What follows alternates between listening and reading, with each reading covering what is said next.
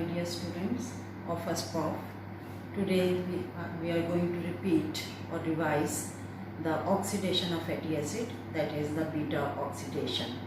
That hopefully you are doing well in your studies. So today, because you know that I have completed my syllabi of biochemistry, but due to this, the importance of certain metabolic pathway, I would like to revise that. So under that, today the topic is the oxidation of fatty acid. Oxidation of fatty acid. Now, fatty acid oxidation, you know that how the fatty acids are oxidized. Fatty acid oxidation is that process in which the fatty acid oxidized into their components, and then during this oxidation they gives the energy. You know that the maximum amount of energy provided in our body by the fat, but the fat are not used as a source of energy. The source of energy in our body is carbohydrate instead of the fat and the proteins. Now this fatty acid oxidation, that is oxidation of fatty acid, takes place mostly by means of beta oxidation. The most important pathway for the oxidation of fatty acid is the beta oxidation, and it is very important. Now first of all, we have to discuss this topic under the heading of its definition, the site of action in the cell, the enzymes, the importance, the energy provided during this fatty acid oxidation. Now, the fatty acid oxidation takes place by means of beta oxidation. Now, beta oxidation, you know that mostly it takes place in case of the fatty acid having even number of carbon atom. Though the odd number of carbon atom also undergo in the process of fatty oxidation. Now, the end product in the odd number of carbon atom or the fatty acid is the propionic acid. If you remember the previous lectures, now I have told you that odd number fatty acids, they give the end product as propionic acid, that is 3 carbon. That propionic acid is then converted into the succinic acid. The succinic acid then enters into the citric acid cycle. Now anyhow, the beta oxidation usually takes place in the even number carbon atom, that is 2, 4, 6, 8, 10, 12. All these are the even number fatty acid. Now how will you define the fatty acid beta oxidation? Now according to definition, beta oxidation is the oxidation of fatty acid on the beta carbon atom. Now beta carbon atom is the adjacent carbon to the carboxylic acid group in the fatty acid. So there is oxidation of fatty acid on the beta carbon, results in sequential removal. Sequential removal means that if we start the oxidation of fatty acid from 20 carbon, then by the completion of one cycle we get 18, then completion of one cycle we get 16. So this is known as sequential removal of 2 carbon fragment. 2 carbon fragment known as acetyl-CoA. That is the end product is acetyl-CoA, and you know that acetyl-CoA then enters into the citric acid cycle.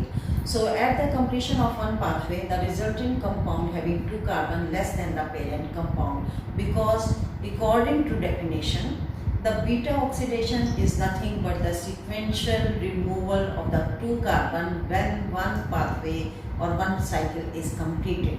So at the end we get the 2 carbon less than the parent compound. This is known as beta oxidation. So it is proposed by known as beta oxidation. Now how the beta oxidation of fatty acid takes place. Beta oxidation involved the 3 steps: activation of fatty acid in the cytosol, transport of fatty acid into the mitochondria, and final oxidation through the beta oxidation, right? Now first of all, the tissue involved in the beta oxidation means that in the body where this beta oxidation takes place, the tissue in which beta oxidation takes place is the liver, heart, kidney, muscles, lungs, testes and adipose tissues, then brain and adrenal medulla. So first step is the activation of fatty acid. Now you know that I have told you the first point, that is activation of fatty acid in the cytosol. Now what is the site of beta oxidation in the cell?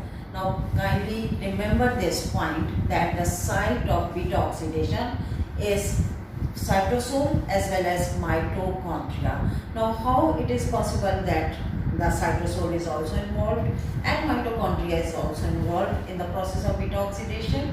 The reason is this, or the explanation is this, that the fatty acid activated first before entering into the process of oxidation.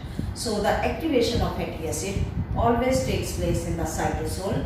Once the fatty acid is activated, then this activated fatty acid enters into the mitochondria. So we can say that proper oxidation of the amino acid of the fatty acid takes place inside the mitochondria, because all the enzymes, the coenzymes, the cofactors which are required for the process of beta oxidation, they are present inside the mitochondria, whereas the activation or the first step only takes place in the cytosol. Now this is, you can see, activation of fatty acid in the cytosol. Now fatty acid activated by the action of the enzyme thiokinase. What is the name of the enzyme? It is thiokinase. Magnesium ions are important. Magnesium ions are important for the activation of this thiokinase, because magnesium acts as a cofactor and thiokinase is the enzyme, and coenzymes are the ATP, that is 2 ATPs are required, which are converted into 2 pyrophosphate or the inorganic phosphate. Now why there is a requirement of 2 ATP, not only the 1 ATP? Because the fatty acid oxidation requires highest amount of energy, and when 2 ATPs break down into 2 inorganic phosphate, the amount of energy which is released is enough to activate the fatty acid, and that is known as the activation. That is known as the activation. Now there is an intermediate compound is formed, which is known as acyl adenylate. Acyl adenylate.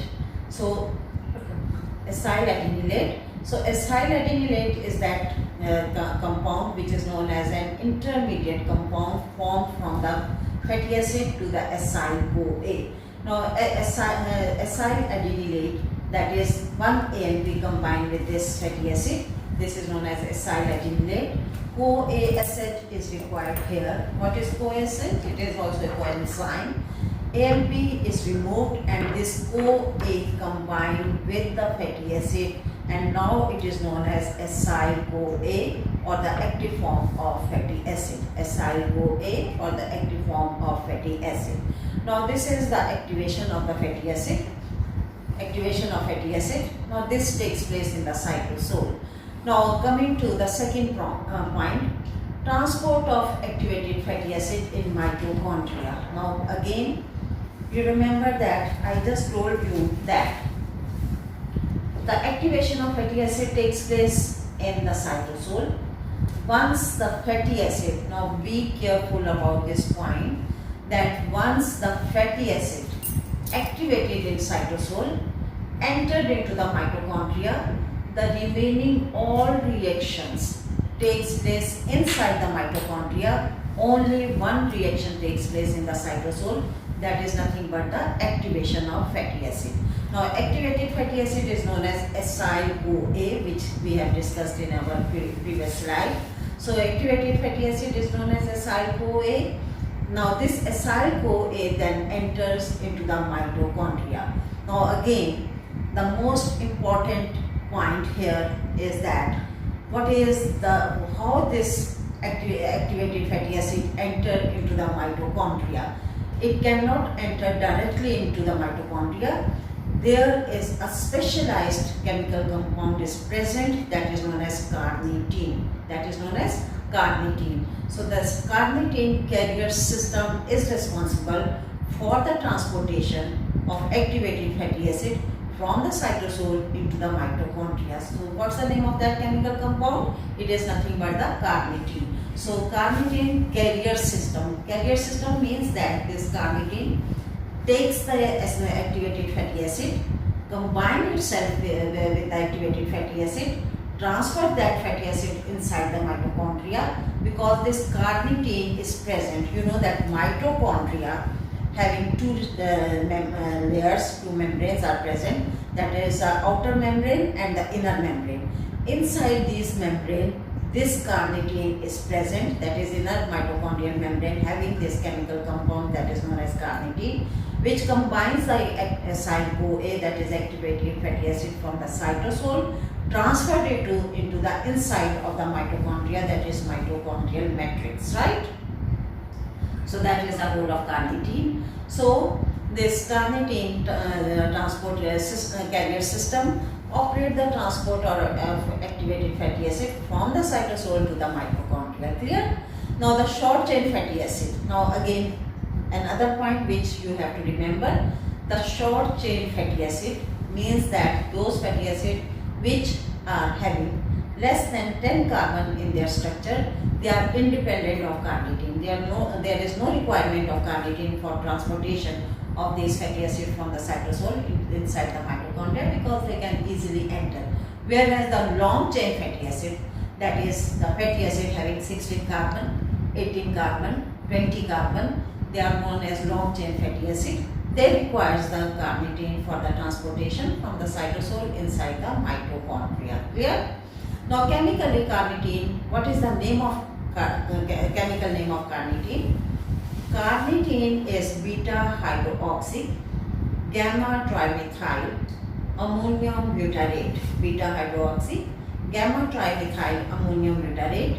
This is obtained from the diet, because there is no any specific diet which we have to take for the synthesis of carnitine. Normal diet can have this carnitine present, particularly present in the meat products. Now there are certain amino acids which are responsible for the synthesis of this carnitine, that is lysine and methionine. Lysine and methionine.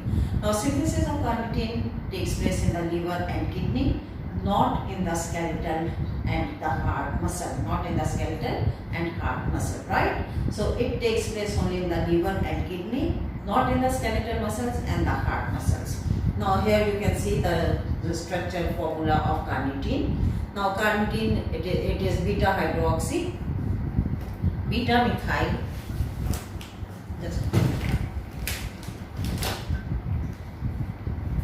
beta hydroxy. This is beta hydroxy, beta position, beta hydroxy, gamma trimethyl, this is gamma trimethyl, this is nitrogen, ammonium butyrate, this is butyrate having 4 carbon, so that is butyrate. Beta hydroxy, gamma trimethyl, ammonium butyrate is the carnitine. Now this carnitine, now coming to the role of carnitine, how carnitine is responsible for the transportation of the fatty acid from the cytosol to the mitochondria. Now this is cytosol. In the cytosol, fatty acid combined with the carnitine. Now how the combination takes place? Because the combination of the fatty acid with the carnitine requires an enzyme that is known as carnitine transferase 1. Now we remember carnitine transferase 1. Transferase 1 is responsible to combine the carnitine with fatty acid. Now there is removal of CoA and fatty acid combined with the carnitine, and that is known as acyl carnitine complex. That is known as acyl carnitine complex. Now this acyl carnitine complex now then have to enter inside the mitochondrial matrix, means that it has to cross the outer membrane, the inner membrane, then enters into the mitochondrial matrix. In between the membranes, there is another procedure or the mechanism is present, and that is having the carrier protein. This carrier protein is nothing but the carnitine, acyl carnitine translocase, the enzyme carnitine, acyl carnitine translocase, which is responsible for the transfer of acyl carnitine from the cytosol into the mitochondria. Now again there is presence of this or entrance of this fatty acid with the carnitine, the complex enters into the mitochondrial matrix. Again, CoA acid is required, carnitine is removed, and then again the same compound is formed that is known as the active form of the fatty acid, that is known as the active form of fatty acid.